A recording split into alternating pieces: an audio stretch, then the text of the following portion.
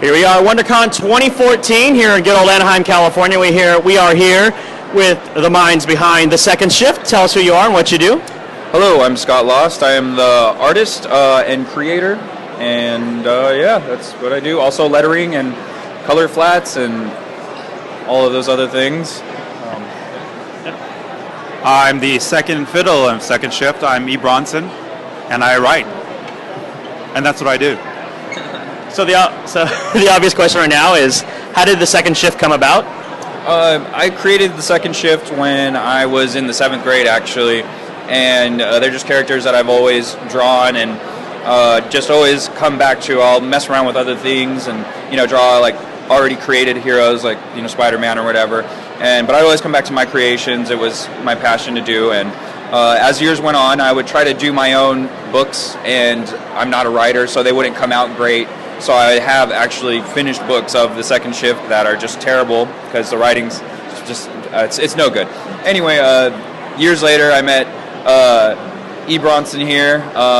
We are actually former professional wrestlers, and so I met him through professional wrestling, and eventually we collaborated, and I asked him, hey, do you feel like doing this book with me? And he said, yeah. I gave him the basic idea behind the book. I gave him a scenario, a little bit about each of the characters, their personalities, their their traits, their behaviors, anything like that. I gave it to him, and I gave him this scenario, and I said, okay, go for it, show me what you got.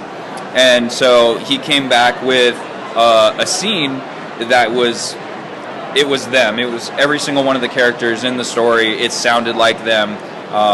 It sounded like they sound in my head. And so for me, that was amazing. It was like to read a new story about my own creations was just a very cool thing. And then we just took off from there. And how'd you guys actually meet in wrestling, or just happen to run the same circles? We wrestled each other. So we wrestled each other a lot for about 10 years. And we were both into comics, both into Bruce Lee, both into nerdy stuff. And he just approached me one night over a couple beers, talking about doing original stories with his characters. So he, like you said, he kind of just shot me a few ideas, and I just tried to think about the premise of our story is that these characters exist in a world where they have regular day jobs, you know what I mean? Yeah. So all the problems of paying bills and having bosses that are tough, and they all live with each other, so having roommates and all the different dynamics of the personality. So I just kind of ran away with it, and he liked what I did, and then we just collaborate and we shoot ideas back and forth, and it's really, really cool to be able to have like creator owned stuff and original characters, and I'm really grateful for the opportunity. Very cool. So what exactly is The Second Shift?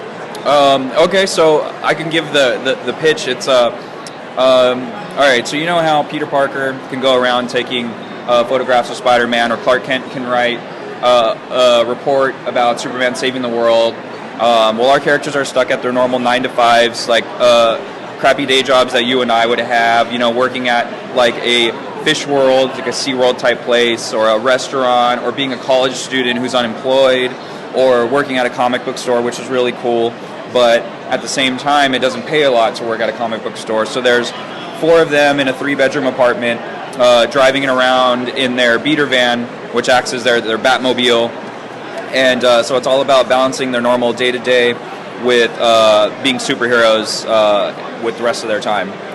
So are they kind of DIY superheroes, or DIY? Do-it-yourself kind of thing? Like they start from the beginning all the way to the top? Yeah, I'm sorry. I wasn't familiar with that DIY. So yeah, definitely it's kind of like a couple of the characters are. It's like one is a comic book nerd, a wrestling fan.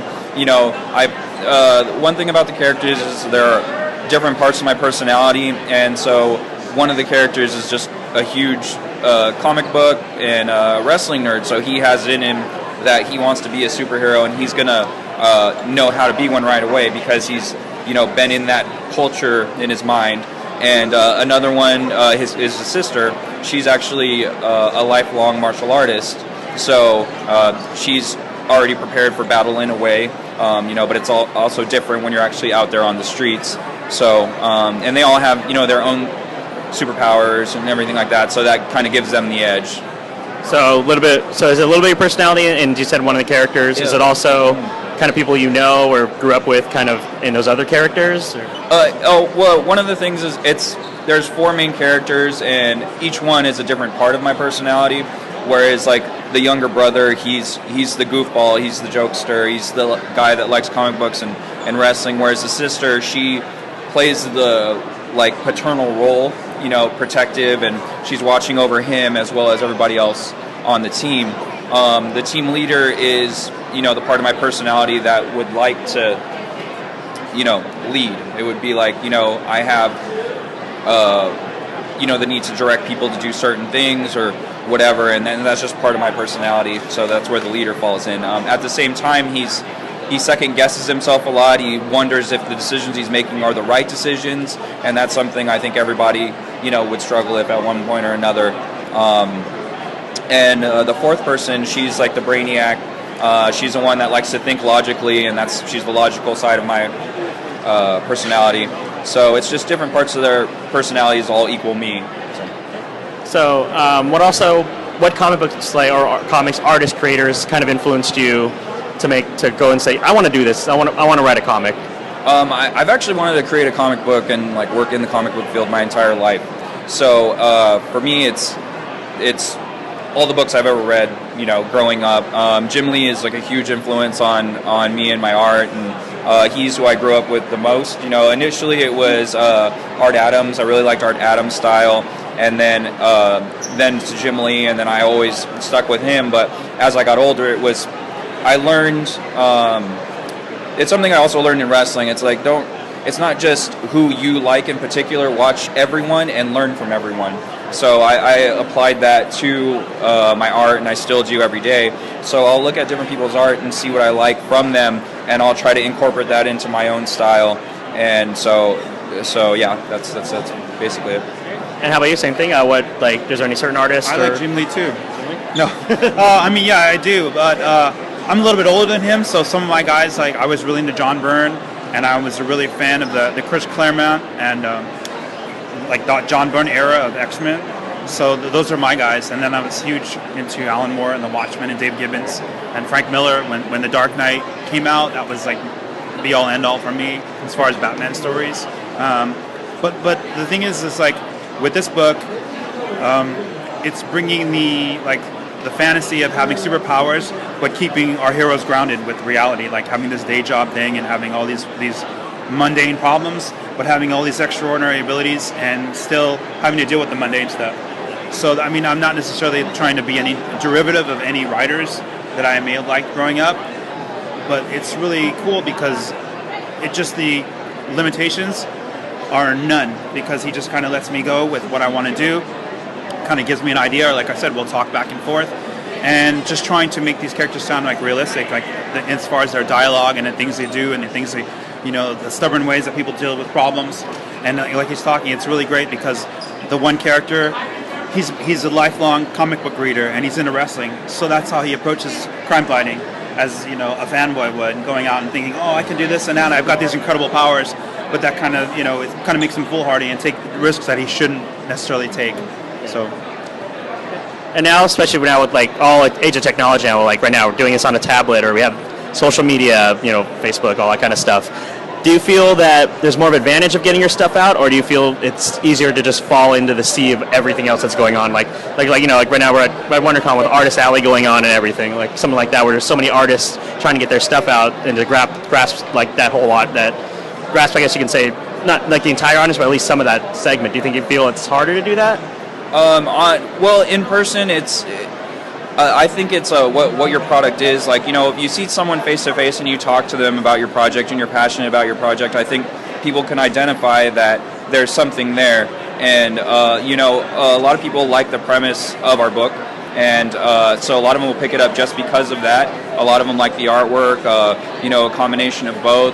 So it's all on how your product stands out. As far as, is it easier to get your book out there? Yeah, definitely. Social media is a great tool. It's great for the creators as well, you know, create our own stuff.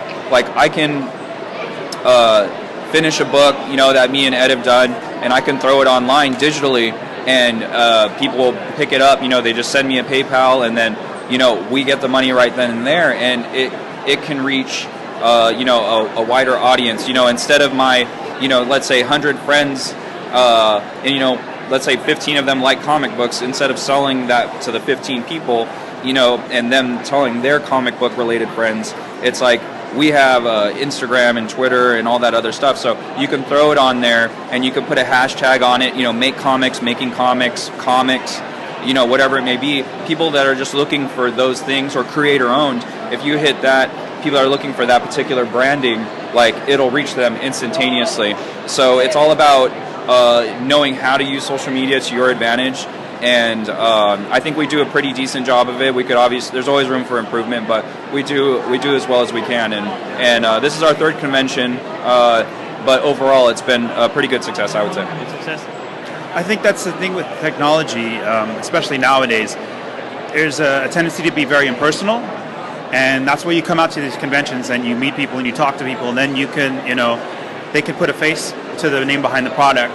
And I think that's what we try to do. Is we're just, since from pro wrestling and stuff like that, kind of knowing how to work in front of an audience and talk to people, and we're not afraid to talk to people. Whereas you see, maybe some people might not want to talk or be intimidated, but it's like we're out there, we're talking to people. And my favorite thing is to just looking at people's like shirts and different kind of gear that they're wearing or whatever, and the cosplaying and stuff like that. And you comment on some of these people's things, they come up and have a conversation with you, and then we'll talk about our book, and right away it's common interests, and then it's like, hey, we're independent, two guys coming out here and shilling our stuff and trying to make a name for ourselves, and it's like I said, I think that's a good part of it, because you can just, like you said, hashtag Anaheim, hashtag Convention Center, Wondercon 2014, and all of a sudden you're reaching all this different audience that you might not have been able to reach if you just had flyers or something like that.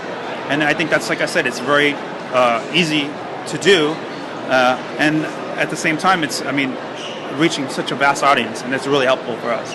Very cool. And when you guys are writing the stories, are you trying to go for all ages, or certain mature audiences, or are you just going whatever the story calls for? What's interesting is I was talking to Ed about that yesterday, and we're pretty happy with the range of audience we can hit, because there's the characters are young enough to where the teen audience can identify with them, but they have normal 9-to-5 jobs, day jobs, bills, and all that that a grown-up would have problems with or identify with, So there's that, and then plus just having a character that loves comic books and loves professional wrestling, that'll hit like a younger audience too. Maybe not as much, but we can dip our toe in that age group. But it's it's mainly like young teens to like 30s is like, that's the demographic we're hitting really, and it's a really wide range. So. I think, we were talking, it was very funny, we just talked about that subject, was it yesterday on the way home? On the way home. And it was great, because we're like, well, you've got the audience who are wrestling and comic book fans, you've got the audience who are wanting a story that's more grounded in reality, and then you've got the audience that's just like straight up, oh man, I just want to see some kind of new superpowers or different takes on people with powers. So we are able to kind of blanket all these different demographics, and I think that really helps us as far as promoting the book. Very cool. And after WonderCon, what do you guys have planned for your promotional, like you say, your promotional tour? The next convention we have lined up is Amazing Con Las Vegas, and that's in June. I don't know the particular date, but it's sometime in June. That's the next thing we have lined up, and it's just after this, we got to get on the Kickstarter backers who backed the first edition. We raised enough money to print the second issue, and so we need to get those people who are interested in picking the second one up. We need to get them sent out to them, and then after that, we're gonna hop on the Kickstarter for issue 3. And then, having worked in wrestling like you, I wasn't in the ring or anything like that, but seeing how it is, what pays better, comic books or wrestling? That's hard to say. I would say for an artist, probably comic books would pay more, and it also depends how fast you can work. Like I do these sketch cards, and I can knock a good amount of them out relatively quickly, and there's a market for it. A lot of people like sketch cards, so I can make a decent chunk of change doing that if that's what I want to focus on. And it's also down to marketing, like we were talking about. It's like I could make a lot more money if I came here with prints of like Daryl from The Walking Dead and stuff like that. But we're here trying to market our book, and so we're not so much focused on making money at this. So, of course, we want to make our money back, but at the same time, it's about getting the product out there and people interested in the stories. And then, if money's there, that's very cool. Yeah. So. What do you think? I think wrestling is fun, and it was definitely a fun hobby. And the cool thing about wrestling is meeting so many people, obviously getting to meet Scott and getting to actually work on this project. And we've traveled the world for wrestling. But this is different. This is a labor of love. Yeah. This is something that we both wanted to do since we were really young. I was telling him just today, it's, seeing my words brought to life with art, it's just an amazing feeling, and it's very surreal still at this point. And I mean, our second issue's out, and this is our third convention, but it's still really surreal for me. And I just think, like I said, it's to be able to have this experience, to be able to have like a wrestling experience and travel and do that, it's cool. But to be able to do this, for me, the satisfaction of having a comic book and being able to create something and see it brought to life and see it come to fruition and stuff like that, that's so much more satisfying for me. Yeah. So has being able to work at the level you guys worked in wrestling with the independent level, having to constantly be on the road, constantly be doing shows, has that kind of kept your work ethic up here in the comic industry, where it's like I gotta get the art out, gotta keep working on it, gotta keep going, pushing yourself? So I guess you gotta push yourself to that limit. Yeah, and they both mirror each other in the sense that you're only as good in the ring as you are, putting in the time. And so with the comic books, it's the same thing. It's like our books are only going to get done with me putting in the hours. It doesn't matter. Like I probably average 10 to 12 hours per page, and it's just you have to keep at it. And if you don't, you're going to fall behind. You're just going to be the middle of the pack or lower.